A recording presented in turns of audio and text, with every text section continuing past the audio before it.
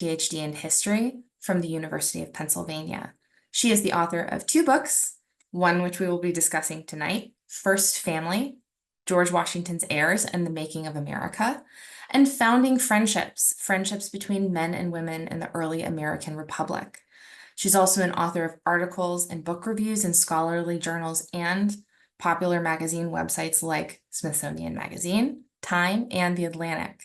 Dr. Good also co-edited 3 volumes of the papers of James Monroe, so she has a scholarly connection to Highland, and we're very excited to spend the evening with her. So Cassie, welcome, and thank you so much for being with us. If you have not already read this fascinating book, I encourage you to purchase it for sale via the link that we'll drop in the chat. Or if you're local, feel free to come in person to the Highland bookstore and gift shop and buy it there. So as I said, we'll be opening the floor the questions at the end. So without further ado, let's start at the beginning. Welcome, Cassie. So start us off. What was the impetus for this research? How did you become interested in Washington's heirs? And I say that in scare quotes because it's a little bit of a complicated issue. Right. Well, and before I dive in, just want to thank you for having me. And it's always nice to talk to fellow Monroe people and join people down there. And if you're in Charlottesville, hello down in Charlottesville. I'm up in Arlington, Virginia. Also, I'm cool with it if people want to turn cameras on to be an audience. I don't know if that's a problem at all, but I'm always happy to see people's faces as we're having a conversation. If y'all want to do it, we're happy for you to do it. So yeah, it sometimes just makes it feel more like a conversation with people. So okay, to answer your question, why did I write this book about Washington's heirs? So when I started this project, my question was basically, what happened to the people in Washington's family after his death? And I even started wondering about that because I'd come across some of these people when I was working on my dissertation project that became my first book.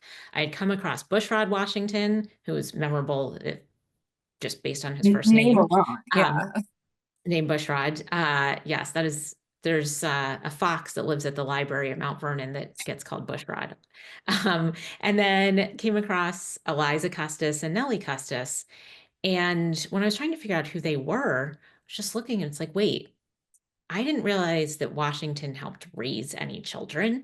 Who are these people? Why have I not heard of them? And I looked for a biography, and there is some older work about the Custises, not really scholarly work and pretty short, but like in general, there wasn't really an answer. I couldn't even find a family tree that would show me who George Washington's sort of next generations were. I can't say descendants because he doesn't have any direct biological descendants.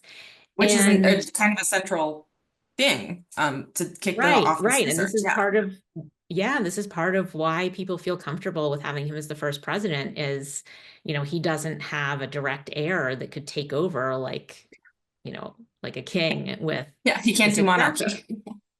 Right. And so people talk about him as, because he didn't have any children, he's the father of the country. And yet they also knew that he was raising children. And so I find that interesting, and that I know we'll talk about this a little bit later, but it sort of gets at what do people actually mean when they're talking about family, like who counts as somebody's family. And one place to look at this, I'll share this famous family portrait, which is at the National Gallery of Art. It's on display now. And so this is labeled the Washington family. And this was reproduced as a print that was extremely popular for decades. And so most Americans, if they're wondering who his family is, this is the image they have in their head. And what you have here is George and Martha, and then the 2 younger of their 4 grandchildren. So just to explain, Martha had been married before to Daniel Parke Custis. She had 2 children who survived. And one of them, Jackie Custis, had four surviving children with his wife, Elmer Calvert Custis. And these are the younger two of them, George Washington Parke Custis and Nellie Custis.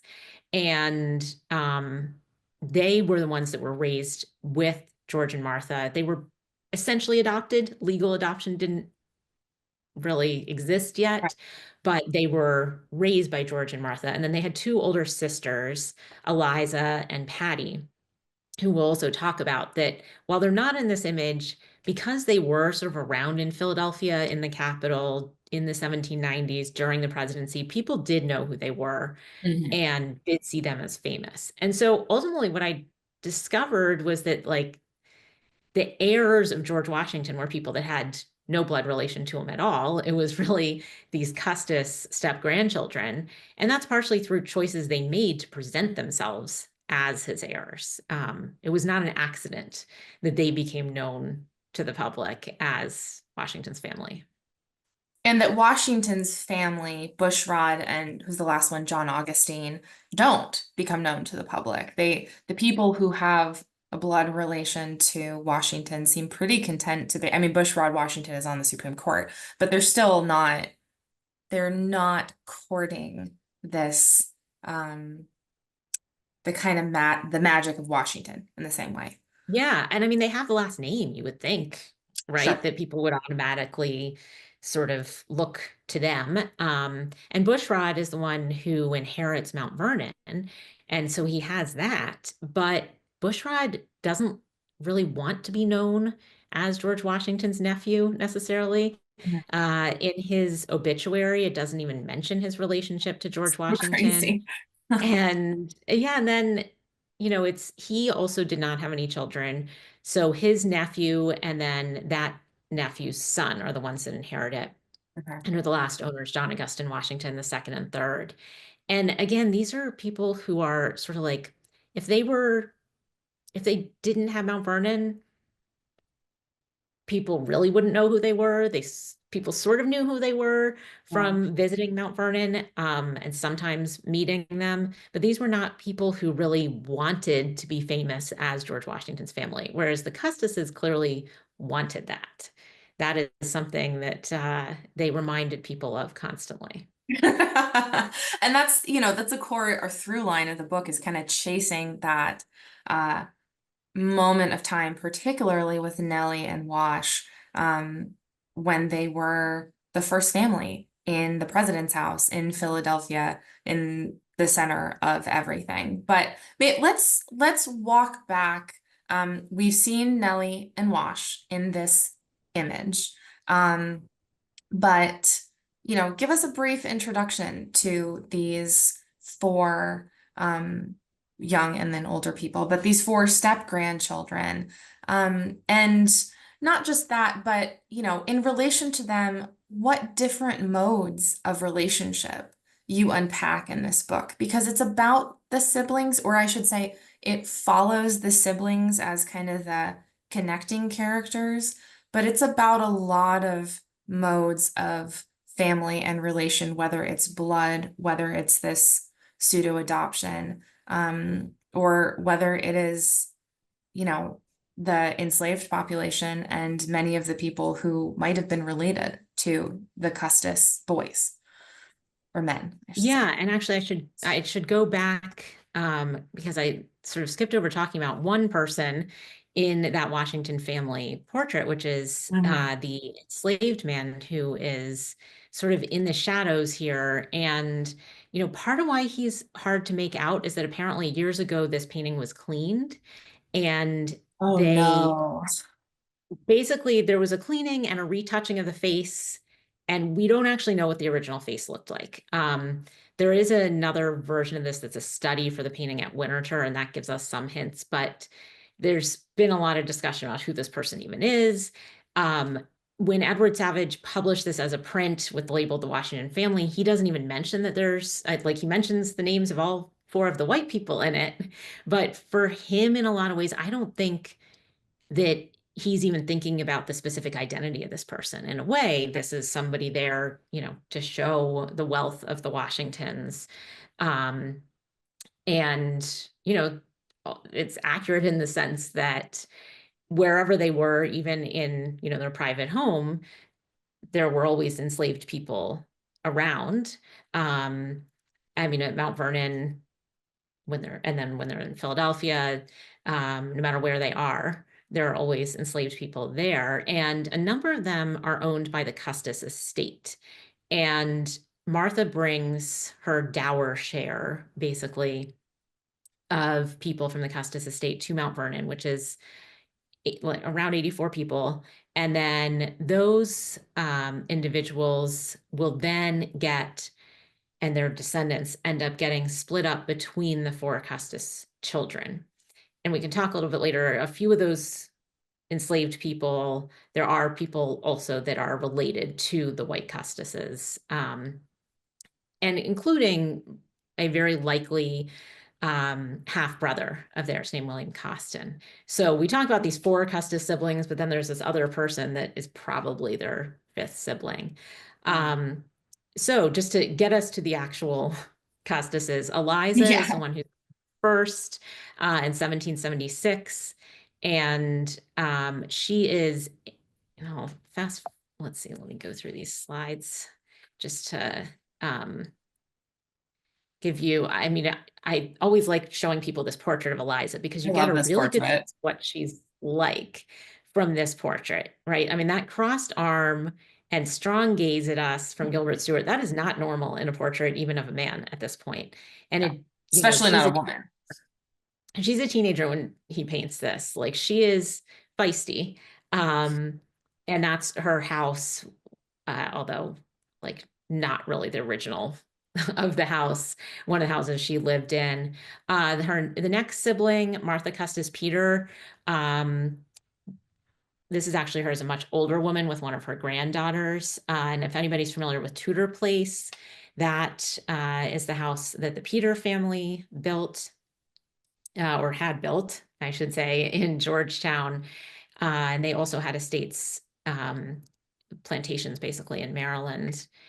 And then the younger 2, Nellie or Eleanor Hart Custis Lewis, this is again at the National Gallery. You're seeing her as a young woman and then seeing her house at Woodlawn. She actually married one of George Washington's nephews, Lawrence Lewis, who was the nephew who supposedly looked the most like George. And then this is George Washington Parke Custis, who I usually refer to as Wash because it's such a long name. And I like this image of Arlington House, which usually we just picture as the house above Arlington Cemetery. Think about the cemetery, but this is a drawing by his niece of the house, showing, it's on this hilltop overlooking DC. And this house was owned by George Washington Parke Custis. And there's, if anybody actually goes to Arlington Cemetery, if you go up the big hill there, you can tour the house. And he really uses the house almost like a museum. If you want to see the Washington stuff at this point, you go to Arlington House, not to Mount Vernon. There's still plenty of people going to Mount Vernon to see the house, but the kids, the Custis grandchildren, pretty much got all of the stuff from the house, all the objects. So yeah, when tell us a little bit. Yeah, I'm so sorry. Tell us a little bit about how that happened. Get the house, it's basically empty.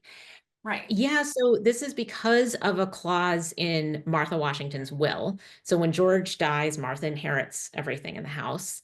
And then she says after her death that other than objects that she specifically gives to the grandkids, which Wash gets like the family silver because he's the boy, Nellie gets a fair amount of stuff. But other than that, everything should be sold at auction, and the money should be used to pay for the education of 2 of her nephews. And the grandkids really pretty much buy up everything or anything good in the sale, but they're selling everything down to farm tools. Like, it is literally every movable thing is being sold. And Wash Custis buys the most objects, goes into debt to do it. But all of the kids are furnishing their houses with Washington objects, which again is helping them remind people about who they are and who they're related to. Right. And this might be a good point. We're talking about the moment where they take on the mantle of, remember, we're Washington's grandkids, and they, as we'll discuss, really leverage that for, both social clout and to make political statements. But let's talk about what they're reminding people of, their experience of growing up as the first family. How did that shape their lives? Especially the two younger children who George and Martha have essentially adopted. Maybe also talk a little Mhm. bit about why that happens. But what's it like growing up as George Washington's grandchildren, his wards, and how that shapes their understanding of their place in the national narrative? Yeah, I mean, people often ask, why is it okay? So there's four kids and only the younger two go. This is actually not that unusual for the time Mhm. period. So the Jackie Custis died when Wash was only 6 months old. And he actually had gone down to Yorktown to try and join the fighting in 1781 and died of camp fever. And so his widow has four children. And it was common back then in that kind of situation for another member of the family to take one or more of the children to sort of lighten the load. Mhm. The thing I always think about here in terms of lightening the load, Eleanor Calvert Custis is not doing this alone. They have dozens of enslaved people to help. So, you know, it's not just about lightening the load. It's also Martha Washington has lost the last of her children. She had given birth to four children with her first husband. Two had died young, and then now she's lost the last of them, and she loved children. So part of it, their mother didn't feel crazy about giving them up. Yeah, that was the sense But I she got. sent, yeah, yeah. I mean, and she's especially concerned. It's one thing that they're going to go live at Mount Vernon while she's living not very far away at Abingdon, which is where Reagan National Airport is. So she's not that far. They can see each other.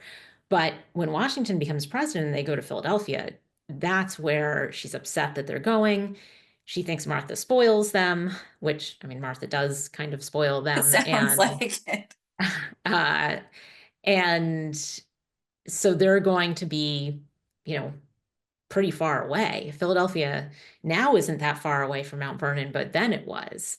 So it's splitting up the four of them. And certainly Eliza and Patty went and visited at Mount Vernon a lot once the family leaves for the presidency. I mean, Eliza talks about how heartbreaking it is to have to say goodbye to them when they leave to go to Philadelphia. She and Patty do eventually go up and visit with them.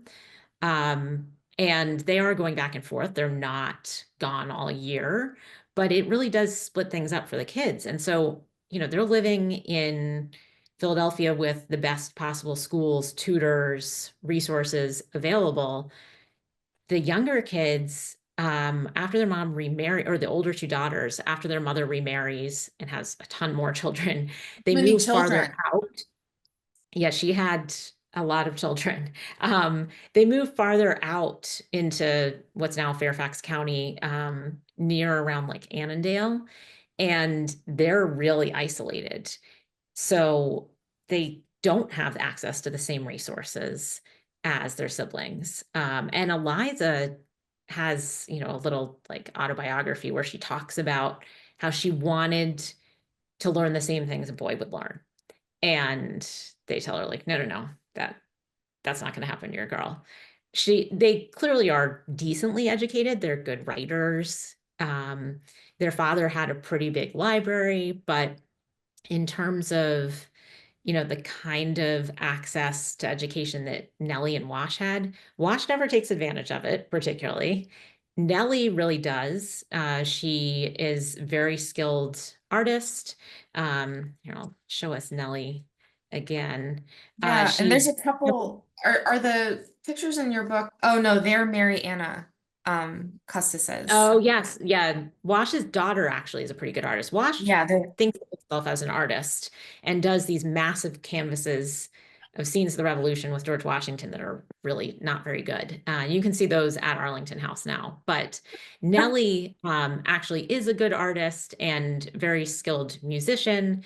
She ends up playing for all sorts of prominent guests that come to the president's house when they're in Philadelphia. So she's pretty famous. Like, she's famous enough that at the end of the presidency, when there is a wax museum with George and Martha figures, there's also a Nellie figure.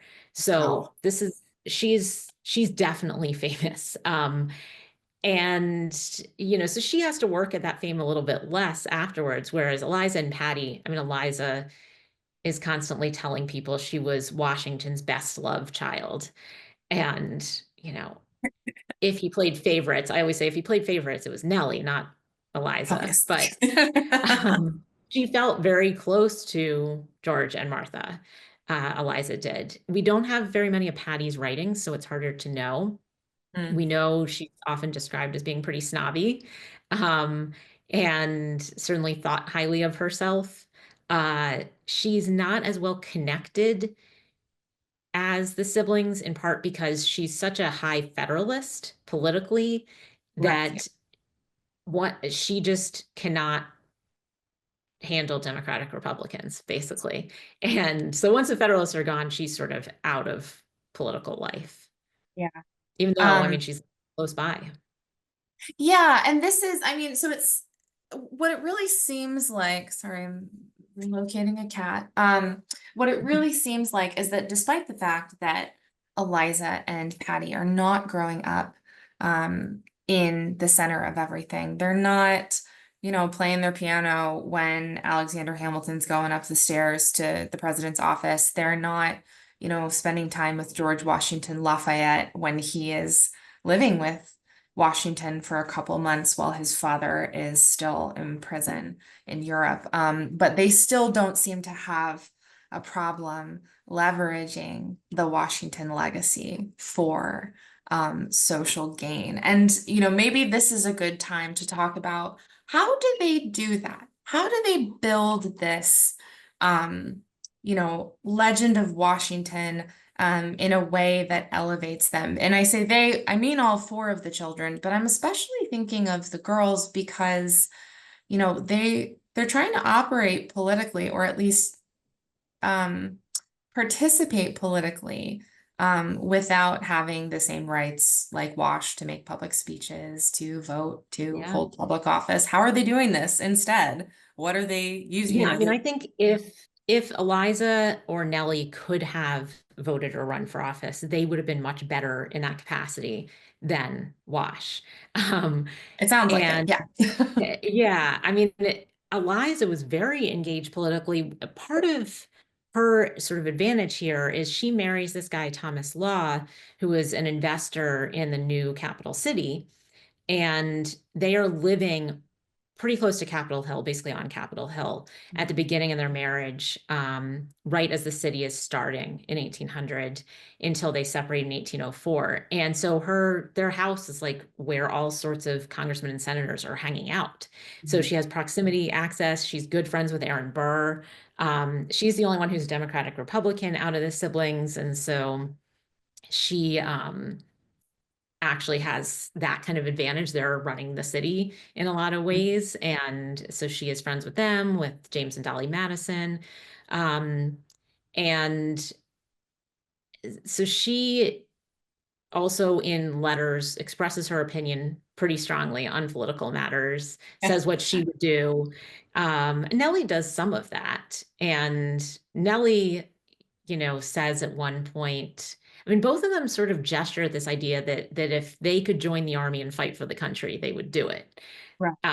Eliza gets like a tailored version of what seems like regimentals, like a Continental Army uniform, and is wearing it around horseback riding through the city. But the other thing that they have, I mentioned before that they have the objects, and this is sort of a sampling of objects here that the kids have. And you're seeing, so the clothing, I mean, we think of, obviously George Washington's clothing is very valuable historically. That wasn't even part of the auction. They split up the clothes among them privately, is what it seems happened. And so this particular piece made it into the Smithsonian. And then there's a letter below that with a little piece of black velvet from Washington's velvet breeches, which Mount Vernon has the breeches now. They have a huge hole in them from where she cut out all these little squares to send to people. And she says, like, remember me, George Washington's, favorite child kind of thing. She sent a lot of these out. I'm sure we don't have record of all of them, but even there's one that's in Poland that she sent to a Polish princess that somebody shared with Mount Vernon. This particular one, I'm trying to remember who this one was even to. She also had some of his letters, and you can see she cut out the word honor from one of his letters. Obviously very upsetting to us now that they would cut up letters, but that it was more of an object than it was like the content of the letter. They didn't think anybody would care about these private letters. Then we also have the desk there, which was Patty Peters, and it was at the back of this desk, sort of falling behind a back drawer, that the only surviving letters between George and Martha Washington were found. Because Martha, it seems, I mean, we always sort of assumed that she had all their correspondence burned because she did not want future people reading their private letters. And that was pretty normal back then. I found record actually where it's when she's on her deathbed, she has somebody in the family, probably Nellie, burn those letters, but a few escaped. And you're seeing even like this tent, if you've been to the Museum of the American Revolution or Yorktown, there's a couple of camp tents sort of from a set from the American Revolution. So, some of these objects are bigger than others. Like you set up the tent and you get under it if you're Wash and say, this tent sheltered Washington during the war. And, so that makes the connection pretty clear. But even just you have people over for dinner, you're showing them things, you're serving them things on Washington porcelain. You just have your house furnished with all sorts of Washington things. There's a miniature there that's a Tudor place. Eliza and Patty at one point show up to a party wearing multiple miniatures of George and Martha, like tied around their arms and waist. It's just sort of broadcasting to people, look who I am. Yeah. I'm famous because of who my grandparents were. And so, Right. yeah, they're not shy about reminding people. Now, I think if they had the last name Washington, maybe they wouldn't have gone to such extreme Mhm. um, measures as that. But if you think about the fact too that you get to like 1820, do you still remember who Right. were those first kids in 1790s? Unless people are reminding you, probably not. Right. Well, and Um, especially with generations being shorter, there's less people who have a long memory of Washington and or of the Revolution, and that seems to be a piece too, is, right. They have remember, stories, like very remember. personal, private stories because they lived with Washington. And even, Washington's nephews, Bushrod, none of the nephews lived with him for as long as the kids did. A few of them lived with him for short periods, but the Custis kids really, it wasn't just they had the stuff, they actually had all the stories too. Right. Right. And it seems like they used those in combination once they become adults. And after Washington's death and after they own all of these objects, it seems like they're really using them not just in private spaces, but sometimes they're using them, publicly, very strategically to give them to certain people who they support politically, causes they support politically, as a way of saying Washington would support this, which is bold. It's a bold Yeah, no, thing and to so do. they do that with Andrew Jackson. Um, I think, yeah, Wash and Eliza are giving, and Nellie are giving Jackson things to sort of give the Washington seal of approval on Andrew Jackson, which is kind of interesting because, he's not politically where those kids had been before.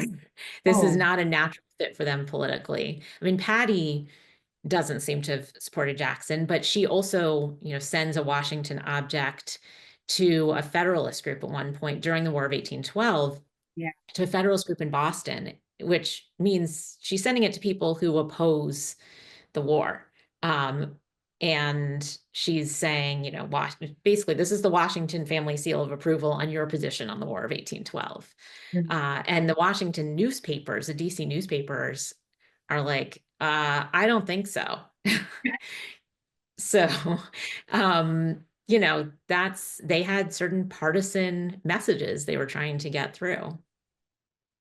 So, since we're getting very nicely to the War of 1812, a lot of their political influence and the way they, right, give the Washington stamp of approval, or, whether accurately or not, seems like mostly inaccurately, um, is during and leading up to the War of 1812, which, is not a period that gets as much airtime in American history as the Revolution. And, part of it's because it's not happening in the United States as, in a direct way. And it's a little more confusing. So can you give us like a quick and dirty, what's going on in the Yeah. US and how are the Custis participating? This is kind of the last big like Federalist versus Democratic Republican time. Yeah, yeah. And the War of 1812, if you compare it to the Napoleonic Wars, it's a sideshow. It's so tiny Right. compared to the number of people we're talking about involved in the Napoleonic Wars. It's a war that, I think if you ask most Americans what was this war fought over, they would have no idea. Our friends in Canada have, different feelings about it, because this was a war where Jefferson had said, oh, we're easily going to be able to get Canada. And that is not what happened. So, this was a war that, the way I think about it, and this is really my perspective from having read Monroe's correspondence when he is an ambassador in Europe and then is Secretary of State and briefly Secretary of War at the same time during the War of 1812. A lot of this is about Americans feeling like the British do not respect them enough and that they Mhm. are still being treated like colonies. The specific grievances have to do with trade policy and the British trying to block Americans from trading with the French, and the French were also trying to block the Americans from trading with the British. Mhm. Um, and then the impressment of American sailors, basically Right. kidnapping of American sailors and forcing them to be in the Navy. And that includes two nephews of George Washington who were impressed um, into the British Navy. And one of them even like tattooed GW onto his body to be like, look, this is who I am. This is who my family is. Um, and so you have these, neither the trade issue nor the impressment were big enough for most people to really be psyched about going to war. And certainly the Federalists in New England, who were going to be most hit um, by cutting off trade during a war, were against it. And so you have Patty not only supporting the Boston Federalists and getting in the newspaper for it, she watches the burning of Washington from her house in Georgetown, goes down on horseback, meets the soldiers. And these are men who've been fighting under Wellington in the Peninsular Wars that have been sent to burn Washington. And then she has a baby 6 months later who she names Britannia Wellington.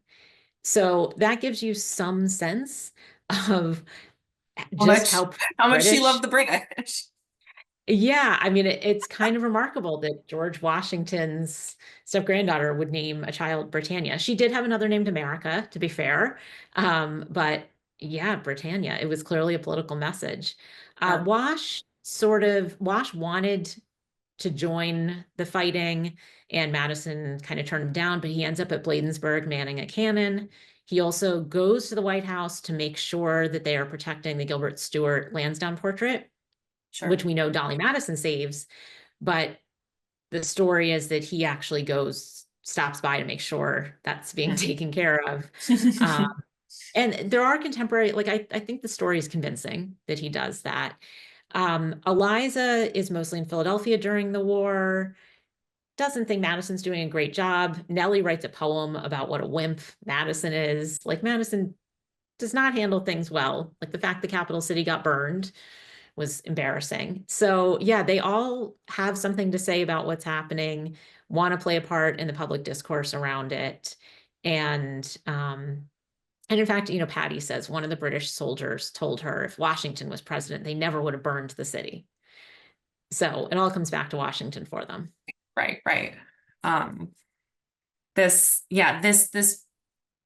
constant kind of hearkening back to, well, this is what Washington would have done, and this is how Washington would have felt, um, is really interesting and kind of a remarkable way that they continue to assert, centrality, even when sometimes they're, kind of moving to um, maybe more of the social edges. And thinking of Eliza when Eliza gets separates from her husband, who's British, and Yeah. then a couple years later he asks for a divorce, which is really scandalous and doesn't look great. But she seems to recover more than another woman might in a similar position because of who she is. Yeah. And then, I mean, her politics, again, are very personal. So during the War of 1812, she um, is very pro-French, as many of the Democratic Republicans are more pro-French at this point. And she's flirting with the Including French Monroe. ambassador. Yeah, she's flirting with the French ambassador, and then she gets engaged to this French, basically, adventurer. He had been kicked out of the French military for misconduct, and um, pretty much everybody but Eliza was convinced he was a bad guy. And he goes back to France he's for some reason needs to get permission to marry her. Yeah. Uh, and then ends up, and part of his argument on that is like, hey, this is George Washington's granddaughter. Um, but he ends up dying by suicide. And so she is heartbroken. I mean, she has a lot of losses in her life. She has one daughter, Eliza Jr. And that is actually another Monroe connection, because Eliza's daughter, Eliza, marries a man in Baltimore in the Rogers family and has several kids. And then when Eliza Jr. passes away and her husband remarries, it is to James Monroe's granddaughter, Hortensia. Yes, who is the daughter So, of another Eliza. right. And Hortensia actually knew um, Wash's daughter, Marianna Randolph Custis Lee. So yeah, these families, all of these first families in Virginia were tied in with each other. And yeah, I think she does make it through the divorce still in society, but I mean, it's kind of remarkable. Anybody who's in Washington when they split up initially in 1804, it's in their letters. It is just amazing how many people write about this split because they're so well known and because of who Wow. she is. So yeah, and then the Yes, it's kind of divorce too, double-edged like, sword. Yeah. I mean, people find out the divorce has gone through before she does. Somebody comes and Oof. tells her, like, oh, we're talking about it. So yeah, and then she goes back to her maiden name and goes by Mrs. Custis the rest of her life. Yeah. Wow. Yeah, there's so much to unpack with each one of these grandchildren. But I want to pivot to some other really important figures who, are always weaving through this book and are, maybe more central to the Custis children's lives than they might have openly admitted. So this book isn't about Washington himself, but we know that everything the Custis grandchildren are doing is positioned in relation to Washington, and that includes slaveholding as a wealthy family, a very wealthy family and landowning. So can we pivot a little bit and talk about George and Martha Washington as slaveholders and how their grandchildren continue the practice? Because it differs from child to child, but Yeah. there's a real counterpoint that I think is really interesting and important.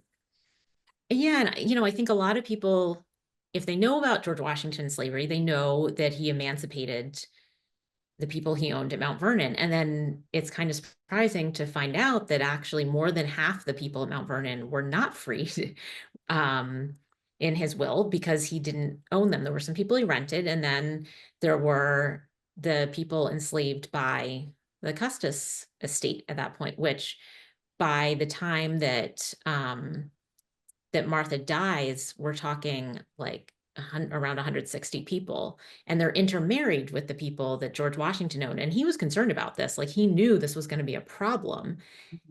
There wasn't a whole lot he could do in terms of he had no control over whether the Custises kept those people enslaved. Did he talk to them about it? There's not really record of that. Martha Washington never showed any interest in manumission. Yeah, that's what it seems like. And, and I also think there's a really good book by Bruce Ragsdale, Washington at the Plow, that talks about Washington's interest in agriculture and the fact that a lot of his opposition to slavery towards the end of his life had to do with the fact that he just thought it was an inefficient labor system. It was not all a morality thing. Sure. And, still, I think that the kids could have gone a different way, right? They could have followed his example. They would have been giving up a major source of their wealth, right? He doesn't do it until he dies. And so I have always wondered if he had a biological son who was going to be hurt by not inheriting that wealth, would he have done it? And I don't know the answer. Most people in Virginia that manumit people in this period are people that don't have direct heirs. It's like the Carters at Oatlands are the father of that family is a rare exception, but they had so much cash. So this is messy. And then there's also the fact, so Eliza is most likely inheriting, all three of the girls inherit, my best estimate on this is about 100 people. And then Wash Custis gets even more than that. And they have plantations that are in the Virginia Tidewater. And one of the people that Eliza inherits is probably her half brother, William Costin. And, there's been, if you look up Costin, you'll see stuff talking about who his mother is. Was his mother Martha Washington's illegitimate half sister? Was she Native American? Those confusing stories actually come from the 19th century. Like, those were written down pretty early. But from what I can figure out from legal records, his mother, Anne or Nancy, was owned by the Custis estate, probably on one of the Tidewater estates. He's born in 1780, and then he and his mother and his half siblings are freed by Thomas Law, Eliza's husband, the one who would have, had the legal control at this point, right after Martha dies. I mean, like a month or two later. So that timing I also find interesting and wonder what is behind that. And then William Costin married another woman enslaved by the Custises, Delphi or Philadelphia Judge, who was Ona Judge's sister, Ona, who had managed to find freedom. If you've read Never Caught. So, and then his wife and kids are also freed. So there are people that the Custises free. Wash frees all of his enslaved people in his will. The executor of his will, though, is his son-in-law, who is Robert E. Lee. So that Lee puts it off as long as he can. And Wash also frees a number of women and young children. And there's pretty good evidence that those were children that he fathered by enslaved women. There's one in particular, Mariah Syphax, who we actually give 17 acres of land.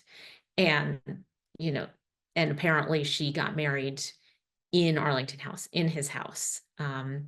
We also know at Tudor Place, there is a line of descent. We don't know which of Patty's sons it was, but had children by an enslaved woman. And there are living descendants today, actually, that sort of knew that story. And, we have lots of evidence to confirm it now. So there are, this is a mixed race family, whether, they're really acknowledging it or not. If people knew who Costin's father was during his life, they didn't write it down. But he was a very prominent citizen in Washington. You can see the Bank of Washington is in the background of this because he was a porter for the bank and he ended up owning multiple houses. He was incredibly highly respected. How much of that is because people know who his family is? There's no way to know at this point. Oh, you're muted, Lara. Thank you. I muted myself. That's what I find really fascinating is, a lot of these evidences for the connection between Wash Custis and Jackie Custis and the children that they may have fathered by enslaved people has to do with the recorded ways that they behaved towards these people, that whether they manumitted them, whether they got married in their homes. But can you tell us more? Because I think a lot of people might not have a sense of how challenging it is to do research into the lives of enslaved people, even people who are connected to well-known families like the Custises. Um, it's very hard to uncover personal details, let alone genealogical connections. So tell me about some of the research Yeah. process, finding these things out. And that definitely made the book take, I'd say, a few years longer I figuring out that bet. research. Because Mount Vernon has done amazing research on the enslaved people at Mount Vernon, but they stop everything at 1799 when George Oh, Washington dies. Like they have okay. a database and they have all this data, but then there's multiple people sort of working at this from different angles, including some people at Mount Vernon now, but there had not been any tracing of what happens, after. And what happens to the people who are freed. There's like one or two articles on this, and then what happens to the people that the Custises inherit. They are, splitting up families to do that.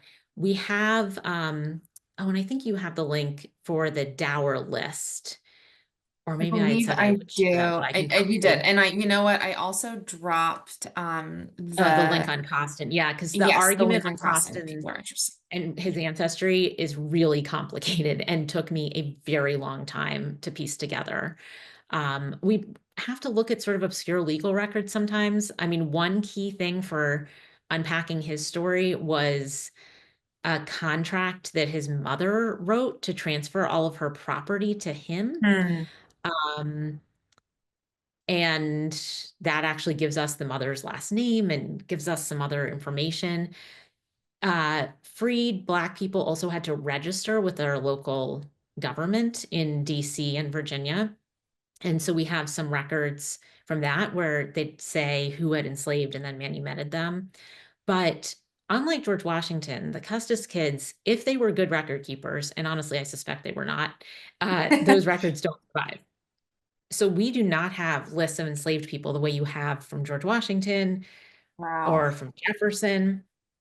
I mean, Monroe probably has a little bit There's more some than lists. Yeah, yeah. he's challenging too. But any records that existed for these families, we just really don't have much. So, one of the best things we have is a list of the people from Mount Vernon who get divided among the siblings and who gets which people. That's one of our best sources. And then when sometimes you get stuff from wills and inventories. Eliza's will is missing. I was never able to find it. Wow. If somebody knows the DC Wills archive and uh, wants to try and find it, it just and then even when Lawrence Lewis dies, we don't have an estate inventory. So those estate inventories often have lists of people. And, we get that for Wash Custis. Nellie and Patty each only freed one person in their lifetimes. And, Eliza freed a couple. And then Wash, frees the most, but yeah, there's still discoveries being made. I mean, the latest work at Woodlawn has been really important with locating people that Nellie and her husband Lawrence sent or sold almost 50 people to Louisiana. And interestingly, to the same parish where some of the people that Monroe's enslaved people were sold to. So Oh, they ended yeah, in the that's same right. part That's right. of Louisiana. Um, and, finding there was a researcher for Woodlawn that found the ship manifest for the people sent. Right. And so there are descendants of people enslaved at Mount Vernon who live in Louisiana now. And, that would be very hard even for them to trace back and figure out. In a way, like, we're going forward and, we may meet in the middle somewhere. Right. It is a sobering thought how known the Custis family were, how, these intimate details of every aspect of their life were widely known in Washington society. And yet they're how quickly the historical record erodes if nobody thinks it's important to record. And Yeah, and these were people who weren't allowed to be literate. exactly. I mean, interestingly, at Arlington, Wash's wife Molly, and then Yeah. his daughter and niece are teaching people how to read and write illegally. There are some letters from some of them, particularly some that are freed and go to Liberia Mhm. as part of the colonization movement. But yeah, I mean, it's very rare to be able to find something in the hand of people who were enslaved, just because they often weren't even allowed Right. to do that. Right. Um, I know we're getting close to time, so I think this is an appropriate time to kind of, wind down from this question because the Custis's prominence doesn't last forever. Part of it is because, they get older and people don't live forever. But the waning of their celebrity coincides not coincidentally with the Civil War, and part of it does have to do with not kind of, being on a particular side of the war, and that includes the issue of the institution of slavery. But it also has to do with who they're connected to. Can we talk about, you mentioned you teed up Robert E. Lee nicely. Can we talk about Yeah. Robert E. Lee? Not just Lee, but there's other members of the Custis, family that marry into the Butlers, etc., who are fighting for the Confederacy. But Robert E. Lee is the most famous. He marries Wash's daughter, Mary. And what's the public reaction to members of Washington's family fighting to dissolve the Union? Because that's really the clincher. Yeah, I mean, I think there's actually two books about Robert E. Lee's connection to George Washington, because marrying into the Custises as Washington's heirs, it was seen that he is now like Washington's heir in a way. Mhm. So Robert E. Lee is connected in the public imagination with George Washington. Um, and, Lee is courted by the Union. He made a choice here. From what we can tell, his wife and kids were not thrilled with the choice, other than maybe one of them clearly supported him, and it was not the same choice that other Southern officers from the South who had been educated with him at West Point made. So, like, I don't want us to think it's inevitable, Yeah. just because he lives in Virginia, that this is how it goes. But he ultimately, decides to side with the Confederacy. And um, so now you have the most famous member of the Washington family is fighting against the Union. And while Southerners tried to claim Washington's memory, and in a lot of ways, Southerners, I would say, won the memory of the Civil War. In this Mm-hmm. particular instance, they don't. There is enough pushback right after the war, even when there's any suggestion about anything that would honor Lee. Of like, no way. And so I think in a lot of ways, admiration sort of shifts to Abraham Lincoln at this point. And Mm-hmm. um, there's also the fact that the kids by the time of the Civil War, the families no longer have as many of the objects in many cases. I mean, the Peter family holds on to the stuff the longest, but they don't have the personal stories anymore. So Lee is certainly part of it, not all of it, but by like the 1880s, when they're trying to figure out for a ceremony to start the Washington Monument, where are Washington's descendants to have come to this, they're like Yeah. researching people with the last name Washington. Wow. Yeah. That's their focus. So You yeah, know, the Custis which is, not yeah. did not mention like manage to cement their legacy. And I also point out that there is a Society of Presidential Descendants now that they would not be eligible to, the Custis descendants are not eligible to join that. Oh, that's right. Because you say in your epilogue, there's always the question, if George Washington, if he were a king, who would be his Yeah. living heir? And it was a guy in Texas. Yes. He But passed away a yeah, few it years wouldn't. ago. Yeah. Yeah, so it is interesting that, with this whole, and it's a fascinating look, and we just scratched the surface of it tonight.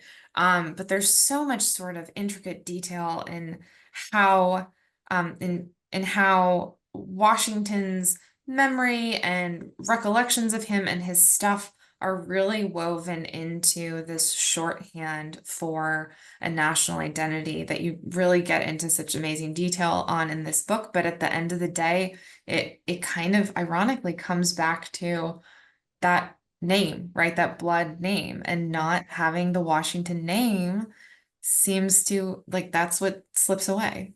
Is them Yeah. not having it, which is really fascinating. Um, we have talked for an hour. I could keep talking. I know you could too.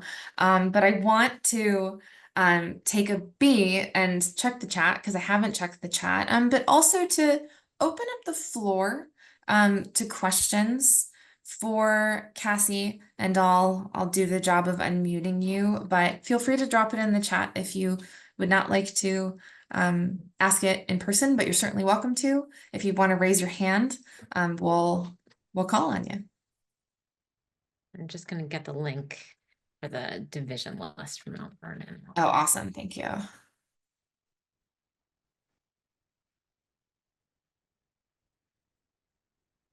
Put that in the chat. So this is the list that I was mentioning that shows the division of the dower slaves, the Custis slaves, enslaved people, and which sibling is getting them. Yeah, and this is really, it's a really,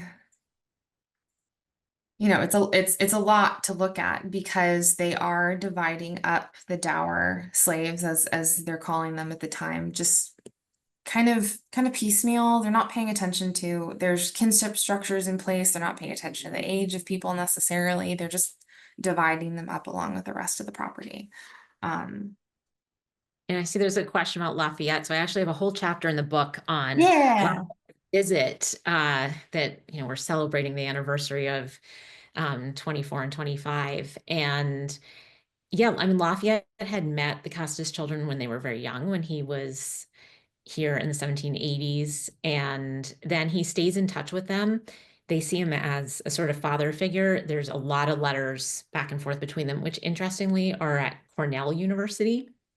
They're not in France. The big collection of Lafayette papers is at Cornell. Yeah, I've seen that. And then when he comes back with his son, George Washington Lafayette, Nellie is there to meet them up in New York, and Lafayette is visiting all of their homes, and Wash is going to numerous spots, bringing along the tent.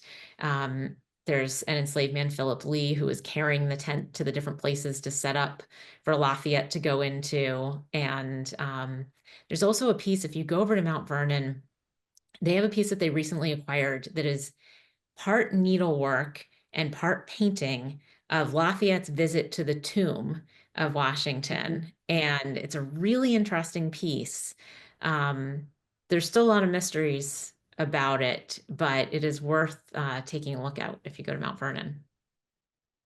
And this visit that you're mentioning, for those of you who aren't familiar, although it's being commemorated last and this year, was in 1824 and 1825. the Marquis de Lafayette comes back to the United States 50 years after his first At first Monroe's sojourn invitation, there. right? Yes, at Monroe's invitation. So yes, this is another Monroe connection. Monroe is president at the time. Monroe is also knows Lafayette. He was instrumental in helping Adrienne de Lafayette get unimprisoned during at the end of the Reign of Terror during his first ambassadorship to France in 1794. Yeah, so it's another, there's a lot of little Monroe connections, if not direct connections. You know, Yeah. this might be a good time to ask or to at least contextualize. We mentioned that Monroe's granddaughter, Hortensia, marries Lloyd Rogers, who was the husband of Eliza Law's daughter. So there's a great granddaughter of Washington and a granddaughter of Monroe marry the same person. But you know, there's also, so they marry the same man, and that's a connection.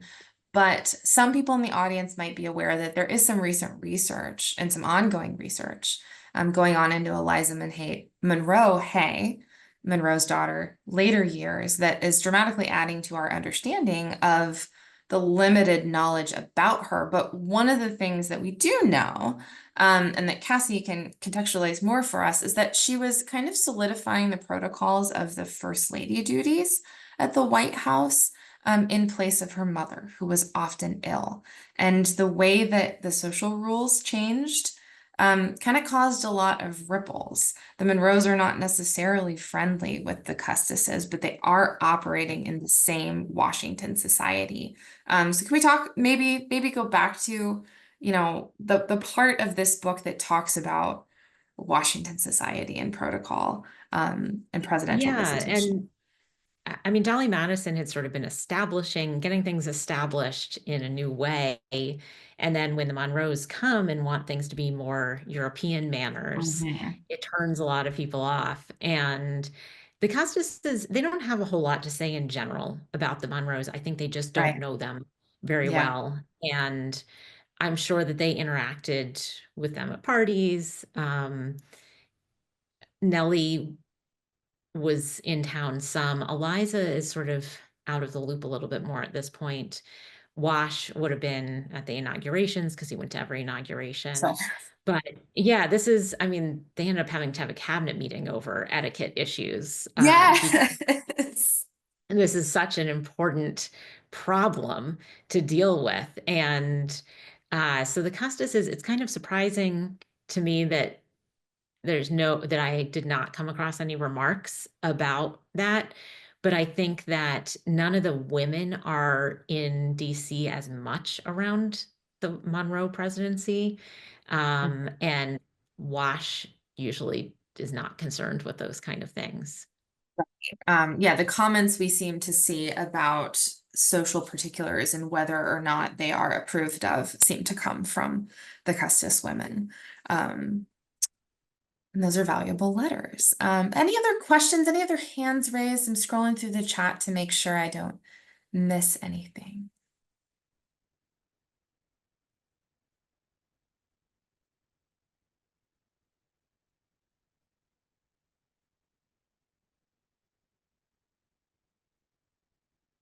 All right, well, it looks like we're concluding. Well, thank you so much to everybody for joining us this evening. Thank you, Cassie, for taking your time. I hope everybody who has not gotten the chance to read this book,